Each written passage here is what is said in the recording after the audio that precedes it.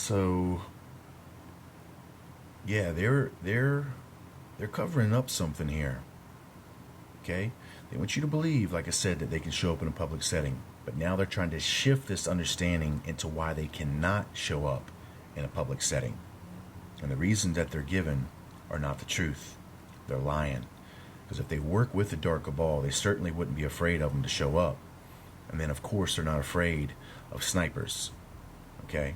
So there's something else that they're not telling you that they're legitimately fearful of and or either unable to override, to actually be able to choose to show up in a public setting. And it's going to be because of this. This is chapter 10 of Luke, and we're going to start here at verse 18. And he said unto them, I beheld Satan as lightning fall from heaven. Behold, I give unto you power to tread on serpents and scorpions, and over all the power of the enemy, and nothing shall by any means hurt you. Notwithstanding, in this rejoice not, that the spirits are subject unto you, but rather rejoice, because your names are written in heaven. This is the real reason, friends, why they are fearful of a public setting. And it's because we have been given authority, not material power, but spiritual power and authority over them. And it has everything to do with what we've talked about with our free will, and that we've been given dominion over the earth. And that once Satan has been cast down, once Satan has fell, all those who have aligned themselves with them, with these fallen light beings, are now subject to our authority and our dominion over them. And that's exactly what Jesus Christ is telling you.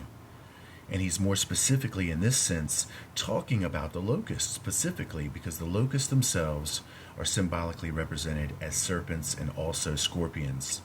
So it's no accident that Jesus is specifically choosing these two symbols to equate what and who we have authority and power over. And that's where chapter 9, Revelation, is going to come into. This is going to be the arrival, basically, of the locusts that come out of the bottomless pit, the abyss. We've looked into this in great detail. I just want you to see here that the locusts are symbolized both as scorpions and serpents. Here's the two for scorpions. As the scorpions of the earth have power. Was the torment of a scorpion? If we continue down to the verses, looking here at verse 19. For their power is in their mouth, talking about the locust, which would be the arrival of these aliens, okay, these fallen ones. And I told you their power is in their mouth because it's the doctrine that they're going to bring.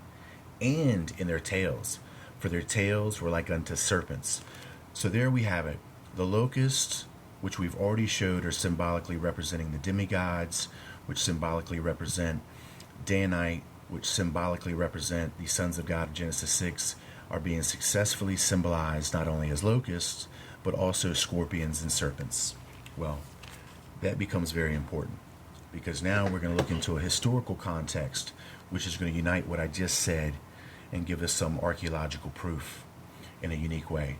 This is going to be Nergal, which is, if you Google this information or diligently look it up from other sources, Nergal is a Danite god. So the Danites are one of the biblical 12 tribes of Israel. They have fallen unto idolatry. This is one of the gods they worshipped. This Nergal is being represented as one of these locusts.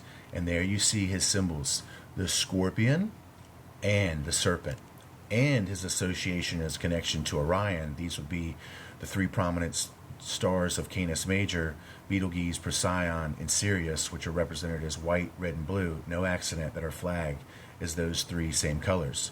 Take notice the scorpion, take notice the serpent, take notice that we have power over them.